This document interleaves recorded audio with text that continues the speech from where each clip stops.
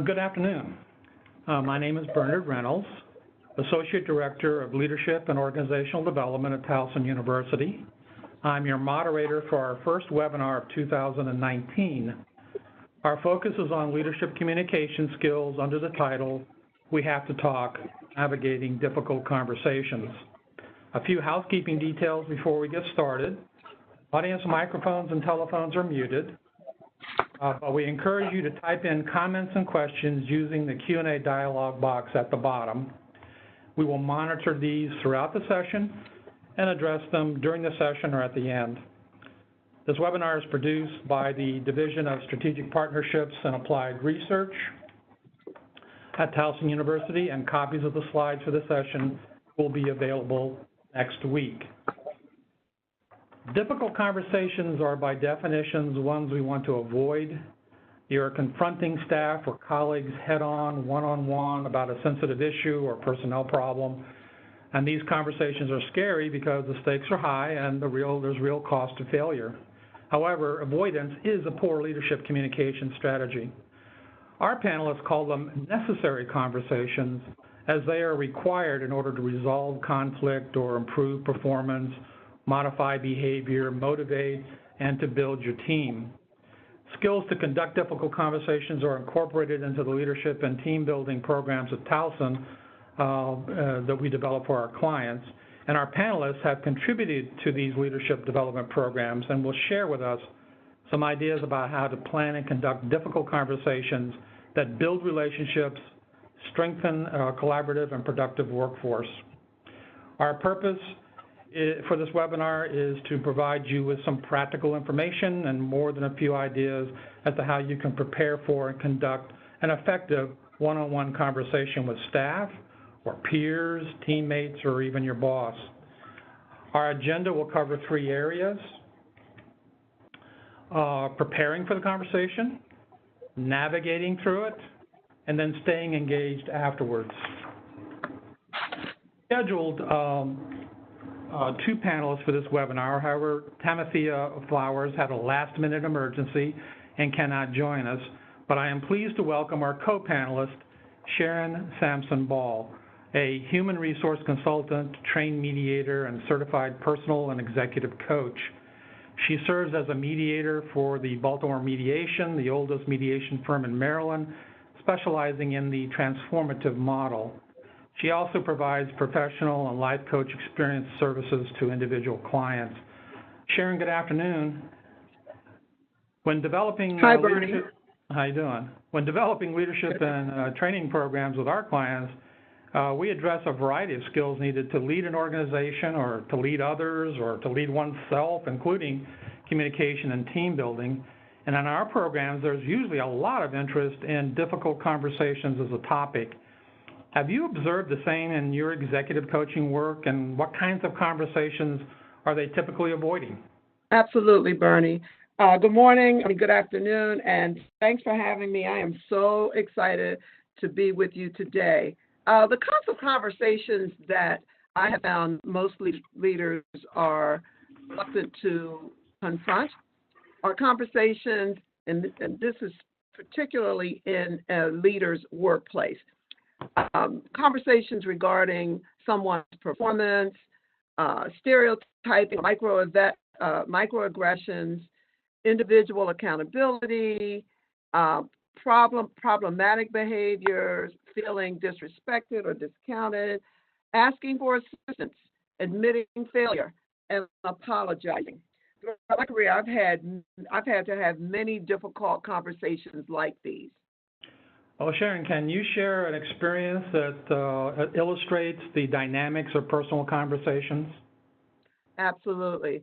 And you see I have a graphic here showing some individuals with their heads in the sand. I had a situation one time that was a very difficult conversation that I had to have with an employee who was on my management team. And specifically, I had to talk to her about the denial of a reclassification request.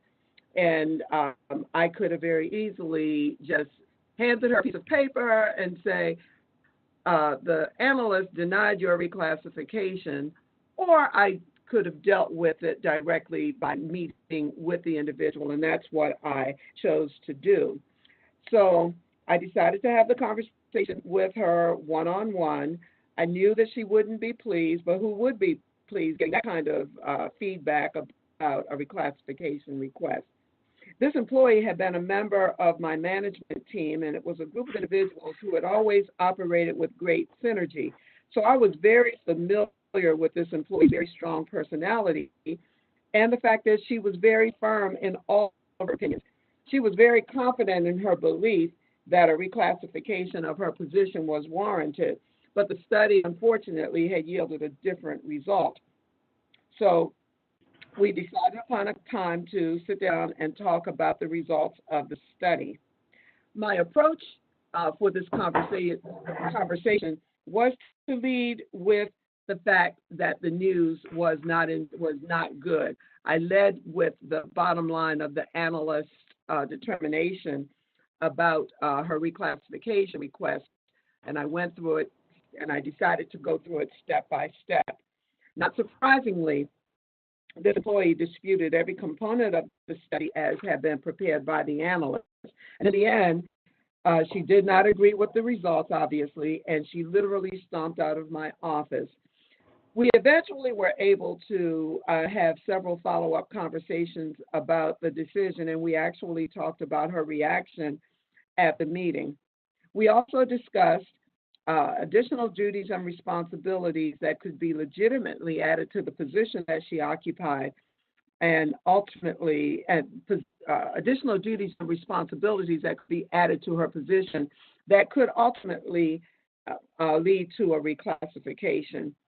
So while I understood her disappointment and disagreement with the outcome, I was confident in the results of the study, and I was able to stay focused on that singular issue throughout the entire period. Difficult discussions can be loaded with emotions. These conversations are scary for some leaders, but please know that avoidance is not a strategy. It's a poor strategy. Yeah, you and I, in preparing for this webinar, talked a lot about the tendency of one to sort of avoid or delay these kind of conversations, and I found it interesting that you suggested that the first step really is to embrace necessary conversations as an opportunity. What does that mean exactly? Once again, I'll use that same imagery of not putting your head in the sand, because what I have found is that when we avoid difficult conversations, the matter tends to get worse, and ultimately it will impact the mission of the organizations. These conversations are, in fact, a part of your job as a leader. So embracing them provide opportunities for personal growth and to build stronger relationships within the organization. So the first thing, I'm sorry, go ahead. I was going to say that you just went over the graphic about setting a time and a place. Why is that important? That's important because you want to demonstrate respect for the individual that you're meeting with, or the individuals. You may be meeting with a group of individuals. So it shows that you respect their concerns, their positions on a particular issue or issues, and it also shows that you respect their time. So the other thing that related to this, I also recommend that you don't have what we call ad hoc, or I call them sidewalk conversations.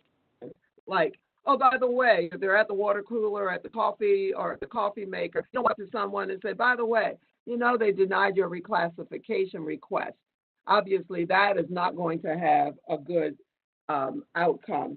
So give yourself some time to get ready to have the conversation by scheduling it ahead of time.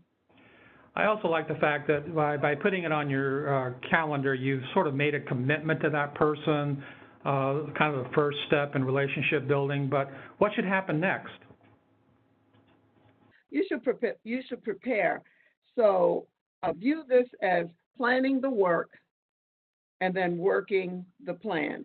And this is true for conducting these kinds of conversations. And in doing so, the first thing you should do that I recommend is putting the pieces together. Brainstorm. Have a brainstorming session with yourself. think through the entire issue and envision the outcomes. Create goals based on the brainstorming, but visualize the outcomes.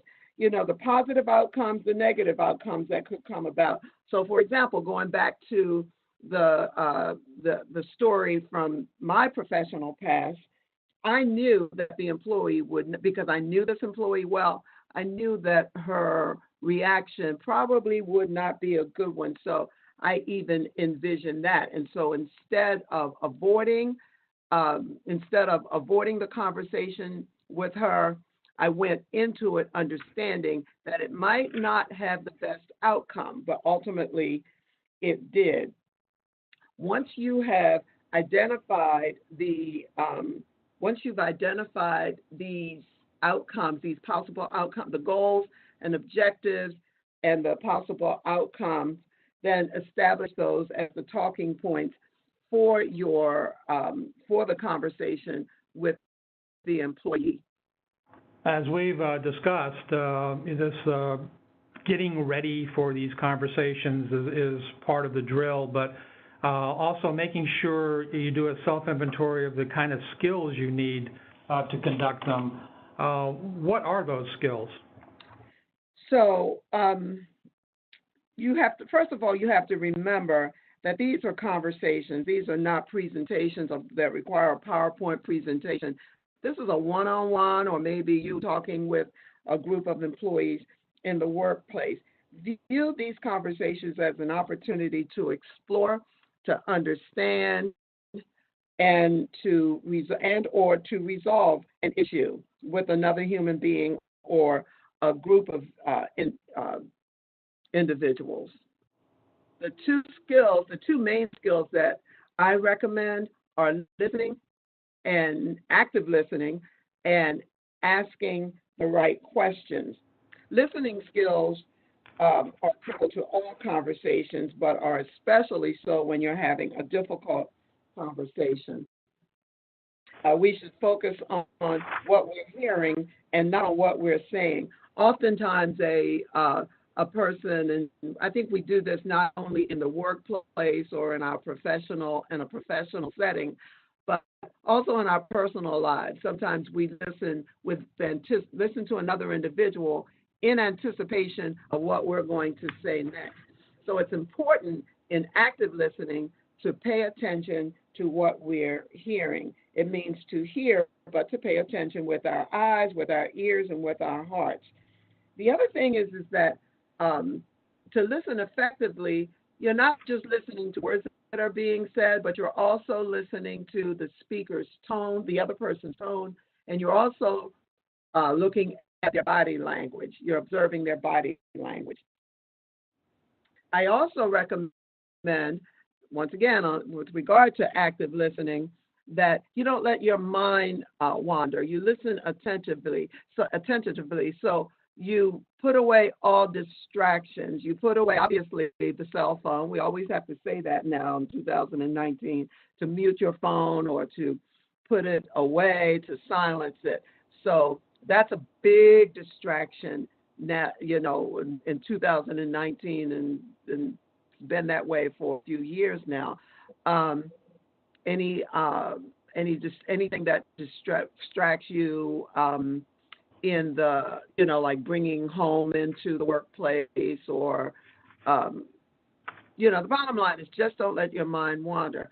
And don't be concerned about your next questions, okay, because it will reveal that you're thinking more about yourself, as opposed to what the individual is saying. Then the other one is asking the right questions. And I have a slide here that talks about the different kinds of questions that you may have in a difficult conversation. There are open and closed questions, there are funnel questions, there are probing questions, and then you see I have here avoid leading questions. So let's just go back and talk a little bit about each one of those questions. Open questions are good for developing and opening conversation.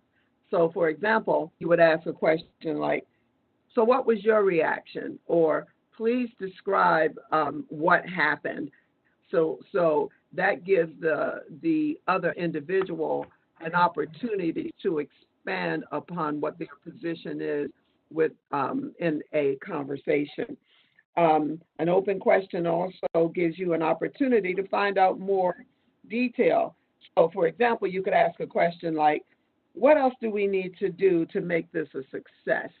Sometimes I will ask, and I do this in coaching and I do this in mediation, sometimes I will just ask, so what else? I've heard someone say that they have a child that says, so what happened next? Okay, so these are all examples of open questions. Open questions are also good for finding out the other person's opinion or issue. So, for example, you can ask a question like, so what do you think about those changes? So then there are closed questions. Now, I tend to avoid closed questions. There are some situations where a closed question is good, but closed questions are good for testing your understanding or the other person. So you could ask a question like, so if I get this qualification, I will get a raise, right? Okay, so that's a yes or no. Okay. Also, closed questions are good for concluding a discussion or making a decision. So, for example, you could ask a question like, now we know the facts. Are we all agreed that this is a right course of action? So that's an example of a closed question. Once again, yes or no. And then finally, closed questions are good for framing the setting. So you could ask a question like, are you happy with the service from your division? Okay. So those are closed questions. So next are funnel questions, and those are interesting. Funnel questions are good for finding out more details about a specific point. So you could say, tell me more about option 2. Or you could ask, funnel questions are also good for gaining the interest or increasing the confidence of the person that you're speaking with. So you can ask a question like, have you used the IT help desk? Did it solve your problem? So you see how funnel question starts with a big meta question, a big question, and then funneling down. Using the IT help desk example, you could end with, so what was the attitude of the person who took your call? So funnel questions are really good, but it does require for you to develop or to respond to the other party's responses to you with follow-up questions. Similar to funnel questions are probing questions. And probing questions are good for gaining clarification to ensure that you have the whole story and that you understand it properly. Probing questions are also good for drawing information out of people who are trying to avoid telling you something. This is something that I use in coaching and I also use as a mediator. So sometimes it's simple as asking the other person for an example to help you understand a statement that they've made. At other times, you might need additional information or clarification. So you ask a probing question like, when do you need this report by, and do you need to see a draft of it before my final version? Or you can use probing questions to investigate whether there is proof for what has been said. For example, you could ask, how do you know that the new database can't be used by the sales force? So you're asking questions to get more information from the other individual. One of the techniques that I like to use in certain situations is called the 5 whys. And basically what that is that you're asking probing like questions so that you can get to the root cause of a defect or a problem. Like you ask, like asking why to each question or each statement that has just been made by the individual. The other thing, finally, with probing questions is you use questions that include the word exactly. So, for example, what exactly did you mean by fast track? Or what exactly, who exactly wanted to report? So that kind of gets the conversation in the direction of more information. And then finally, leading questions are used to lead the other party to your way of thinking. And they do this in several ways. With an assumption, like, for example, how late do you think that the project, that you will have this project delivered? Okay. Leading questions help with adding a personal appeal to agree at the end. So this is an example. Laura is very efficient, don't you think? Or option 2 is better, isn't it? So you see how a leading question both gets the other party to think like you're thinking or to end the conversation. And then finally, leading questions, as I said before, tend to be closed like questions with a yes or no answer, but with the goal of getting the other person to think like you want them to think. Finally, connected to in the matter of communication skills is the area of emotional intelligence. The 3 basic skills in communication skills that are related to emotional intelligence are respond rather than to react. Our natural bent is to react to the other party's body language, to their tone. Think before you speak is another sign of high emotional intelligence that is useful in communication skills. And then finally, managing your emotions. You know, Sharon, to me, that really is the heart of the matter. I mean, what's challenging about these difficult conversations is the emotional content, not only from the person you're talking to, but from yourself as well. Are there any techniques, or what sort of techniques can be used to manage one's emotions in the moment? So for me, Bernie, I tend to compartmentalize. I like to say that I'm a master of compartmentalization, and that is I stay focused on the issue, and that works for me. Meaning that if I'm in a conversation, it can be a coaching session, it can be a difficult conversation in the workplace, it can be in mediation. Staying focused on the issue at hand allows me or keeps me from reacting rather than responding to what the other individual says. It allows me to bring the conversation back to what the original intent of the conversation was, bringing the parties back. So that's what has worked for me. But here's some other things that people may try to deal with other, negative emotions or an emotional reaction or high emotions in a conversation. Breathing, take a deep breath. It's as simple as that. Take a deep breath. The 10-second rule, wait 10 seconds before responding. Another one is clarify. And what I mean by this is if someone says something that is irrational, you think is irrational because it might be their truth, just clarify what they meant by their last statement.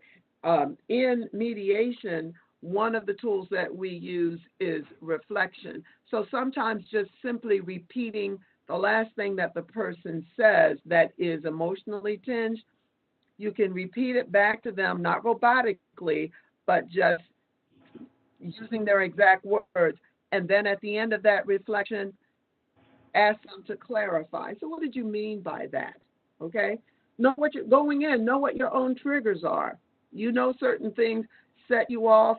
Ask about what know what your triggers are. Ask yourself, okay, I know that if this person, let's go back to my my example of the individual that I had to discuss the denial of her reclassification. I knew that would set her off. And so I knew that if she said this, I would react this way or I would respond this way. And then finally, be respectful. You heard me just say, accept the other person's reactions as their truth because it may be their truth. So be respectful throughout. This is all good advice. So essentially what we have here is embrace difficult conversations as an opportunity. Show respect by scheduling a time and a place to talk. Prepare yourself mentally. Take an inventory of the kind of communication and emotional intelligence skills that you need to enter into that conversation. This is all very good and rational.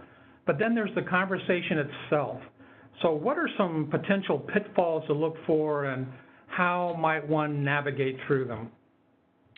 So one of the things I talk about a lot is don't make assumptions, like walking up to someone or having a meeting with someone and saying, so you know what this is about, right? Okay, that's going to set the conversation off. And if the conversation was going to be difficult, it would really be difficult if you started like that. So you plan. So planning should help you to avoid, like you said, helps you to avoid some of the pitfalls. Another one is make sure that the meeting is in a safe space, and not necessarily, not just a safe, neutral space, physical space, but that the individual, that the other party or parties know that that what is being discussed is confidential and that they can be open.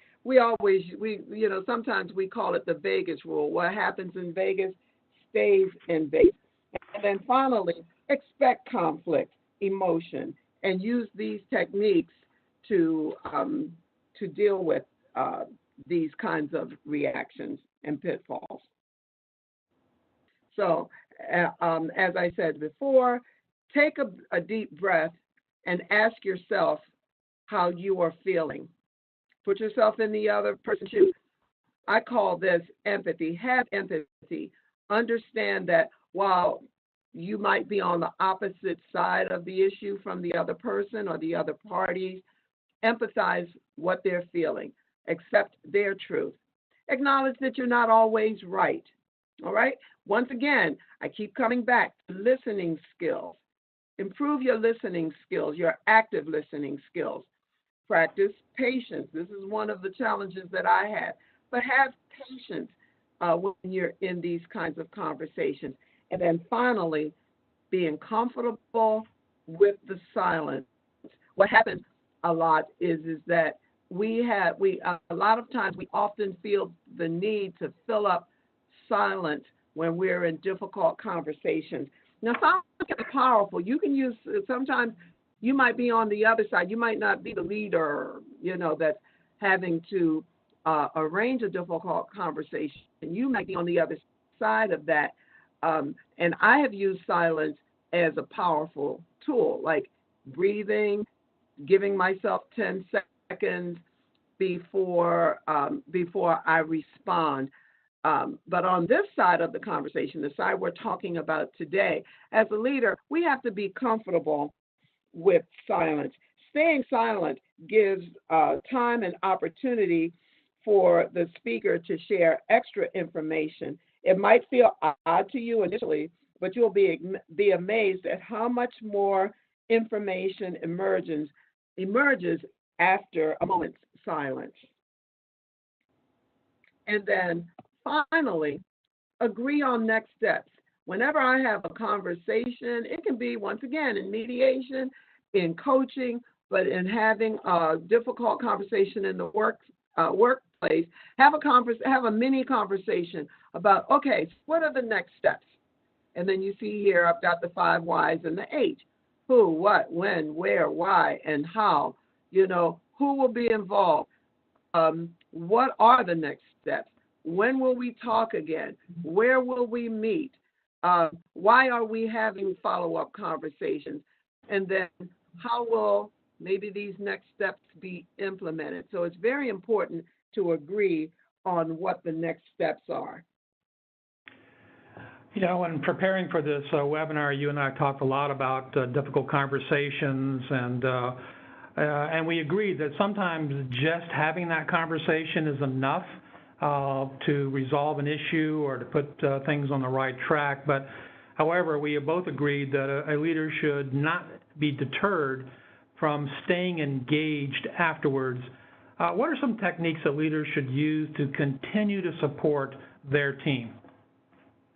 Well, Bernie, you know, one of the things that I like to encourage leaders to do when they have to engage in difficult conversations is don't view them as one and done. Okay, that's over. I'm done. We don't have to talk about this again. It almost always, difficult conversations almost always require follow-up conversations. View them as opportunities for improving whatever the situation is, as opposed to, wow, I'm done with that and I'm glad it's over.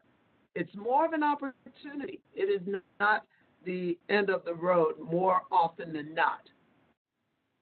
So it is important when we have these difficult conversations that we look at it as I said before, opportunities to continue the conversation. I also recommend that leaders coach. Some difficult conversation requires follow-up coaching, and every leader should view themselves as a professional coach in the workplace.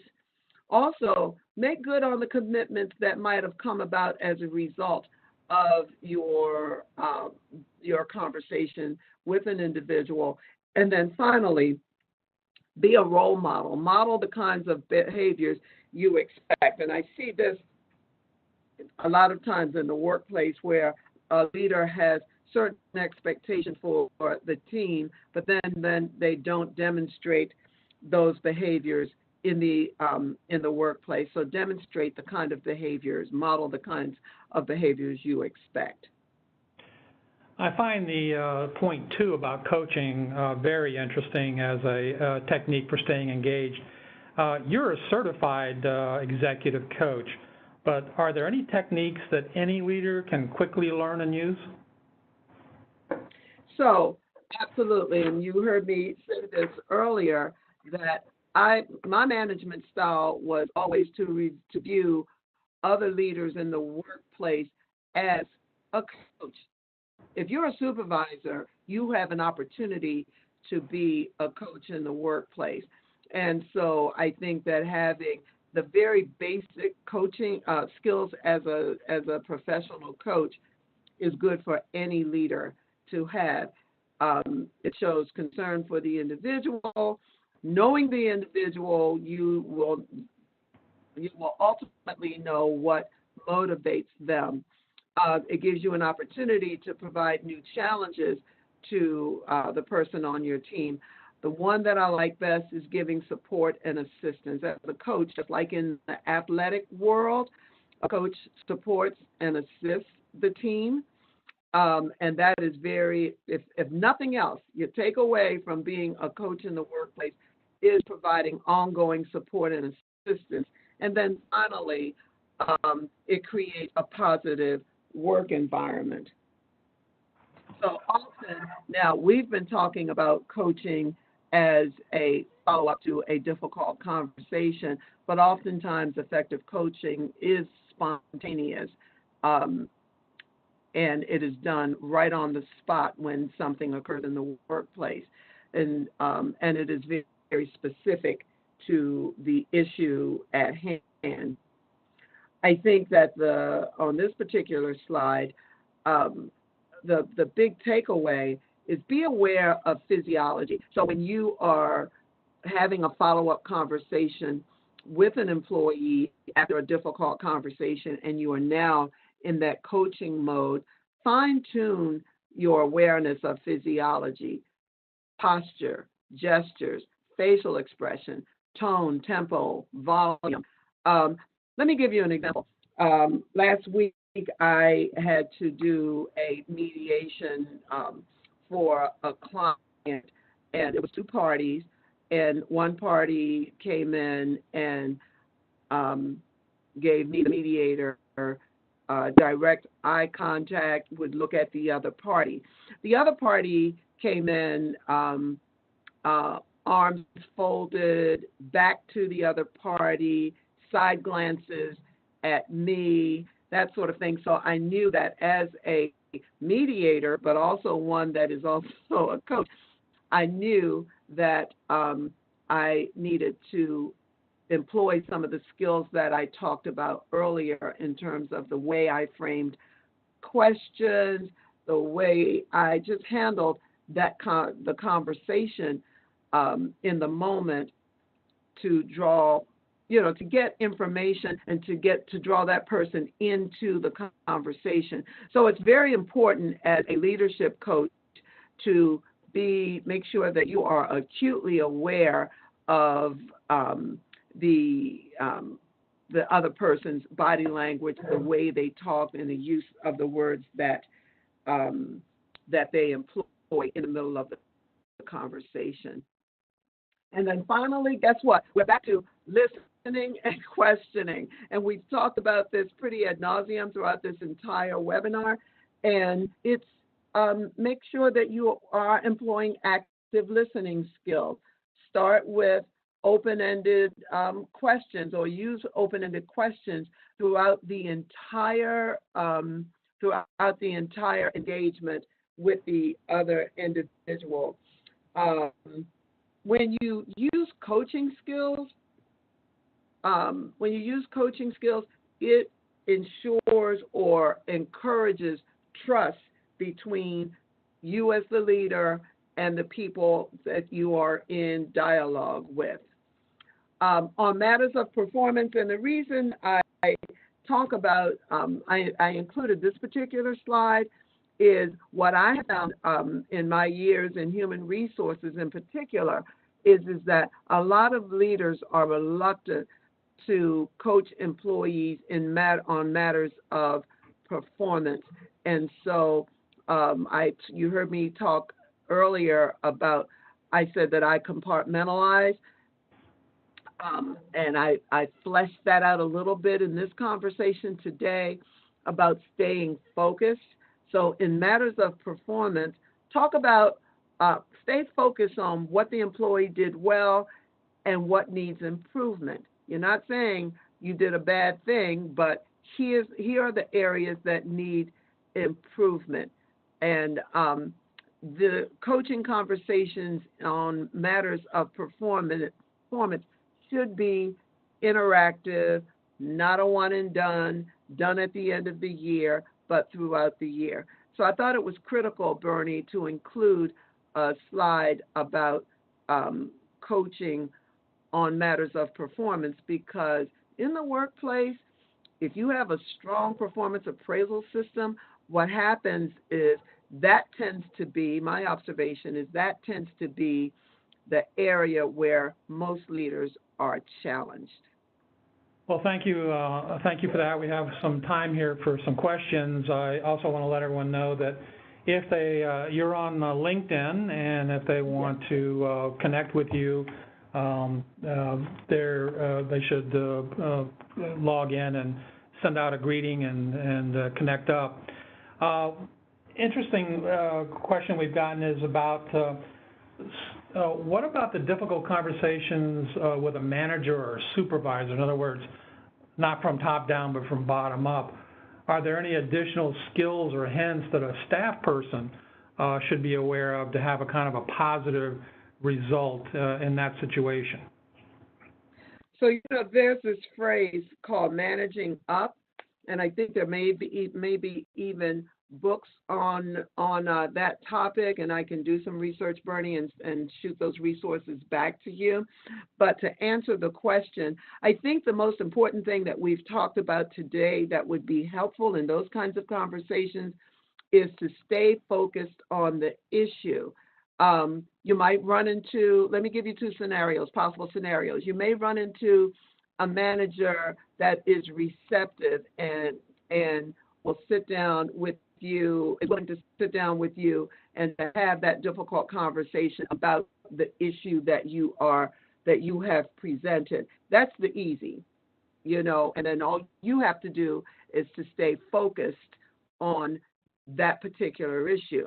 But then there's the other scenario where the manager or supervisor isn't willing to engage in earnest in those kinds of conversations.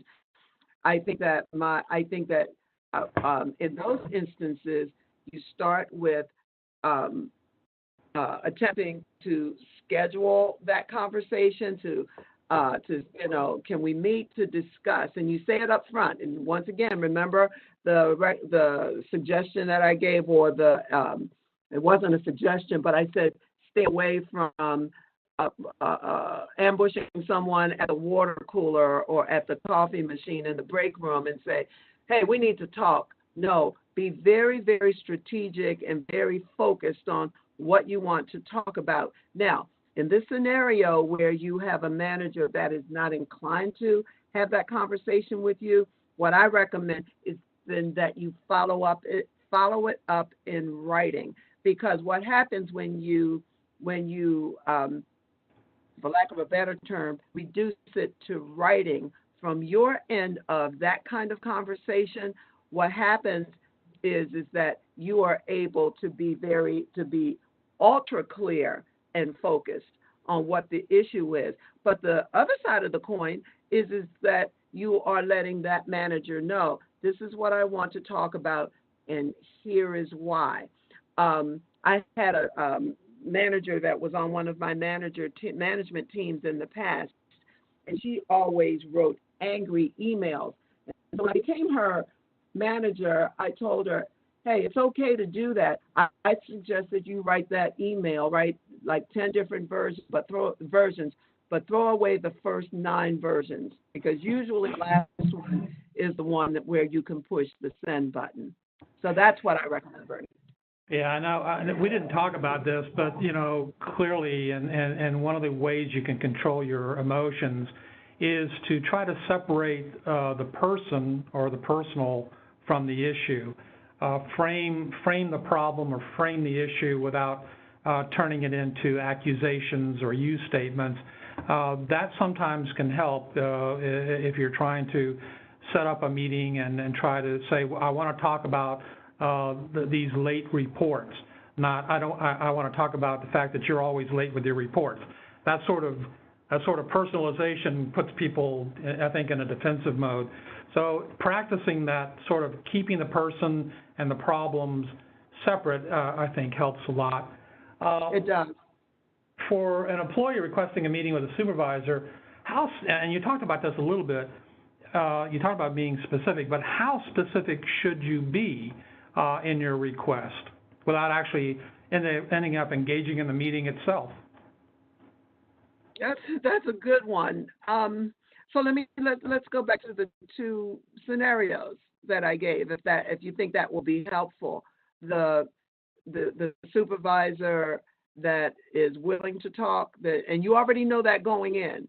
I like to say to people, you know who you're dealing with. Okay, so let's say you're dealing with the supervisor who will be willing to have the conversation with you. Because you know that, and you know that you can have a good give and take, you probably will have a good give and take, you can be very specific, okay? With the other supervisor who will be less inclined, I am thinking, dealing with from an emotional intelligence perspective, I'm thinking that manager that has that particular profile, that one that's not willing to talk, will get on the defensive. And so in those instances, my recommendation is that, number one, that you make your verbal approach very general, and then you be more specific in writing. Because you want to always, in the workplace, you always want to put yourself in the position to, for lack of a better term, defend your perspective so that you won't be accused of ambushing or personally attacking that manager. Any guidance on how to have a conversation with an employee who becomes emotional and cries when you have to try to have that performance improvement conversation? By the way, I've cried many times myself, so this question really is close to my heart. I don't believe it is a tactic to avoid conversation, just a highly sensitive person. That's probably very true. Well, what do you do? I mean, you've been in these coaching situations where, you know, basically it bubbles up and people are starting to cry, and how do you handle that? Okay, so I'm going to go back a step, Bernie. So, and this is going to sound more like commentary on performance appraisal systems. So the best performance appraisal systems require conversations throughout the review year. And what I mean by that is that at the beginning of the year, there's a conversation between the manager and the employee where the performance standards and the behavioral elements are discussed, agreed upon, and understood. So what I'm saying is that the manager and the employee are on the same page. So then throughout the year, there are check-ins. The manager checks in, or the employee can check in and say, let's say, and my favorite example is widgets. Let's say at the beginning of the year, you agreed that the employee is supposed to make 25 widgets a week. All right. You and the employee agree, okay, 25 widgets a week. The employee has an opportunity to say, maybe 20 is better. And then the manager says, well, let's say 23. I'm just making up numbers here and using this very simple example. So around March or April, the employee is making 19 or 18 a week. The manager then says to the employee, hey, I noticed that, we agreed in January 25 widgets or 20 or 23 widgets a week. For the last 8 weeks, you've been making on average 18. Okay, speeding up this example, you're having these check-ins throughout the year. Let's go back. In that conversation, the employee can say, well, I've got carpal tunnel syndrome, or I've been diagnosed with carpal tunnel syndrome, I'm under doctor's orders. Then that branches off into some other aspects of management. But let's just say the employee gives a reason why. There's an opportunity right then where the employee and the manager can either adjust or what have you. So let's say we're doing these check-ins, these kinds of check-ins throughout the year. December comes and we're having the final conversation, the final performance evaluation conversation. There should be no surprises if you have a strong performance appraisal system, because you agreed not only in January what the standards were going to be, but you had check-ins throughout the year. If your system is strong like that, the likelihood of tears in a performance evaluation meeting are greatly lessened because there are no surprises. So that being said, so I'm giving you the ideal situation. All right. Now, let's say you have a performance evaluation system where the employee is evaluated on standards, performance standards and behavioral elements that they didn't know, or there weren't those check-ins. And so they didn't know that making 17 widgets a week all year long was considered below standards. So now we're there. So I had to give that big lead into how you avoid tears, okay? But now you have tears, because that's what your question was. You have tears. You can engage, because normally you don't just have tears, you have words with those tears. So usually with those tears, you'll get feedback like, you're not being fair. Let's just be real. That's what you'll get. You're being unfair to me. Or my coworker, Cheryl, she was making 17 widgets all week, all year long, and you didn't say anything. So your response, the manager or the leader's response, has to be directly focused on what the individual says. Now, this is going to sound harsh, but a leader can't be swayed or should not be swayed by tears. Okay? They have to. We talked about this throughout this entire presentation. You have to stay focused on the issue. That's number one. Number two, there may be value or truth. It will be that person's truth in their words about why they are crying, why they are upset about a performance evaluation result. So, this is one of those situations where you should stop and listen, because allow the person the safety of emoting, and let them control themselves, and you may get to a place of better understanding.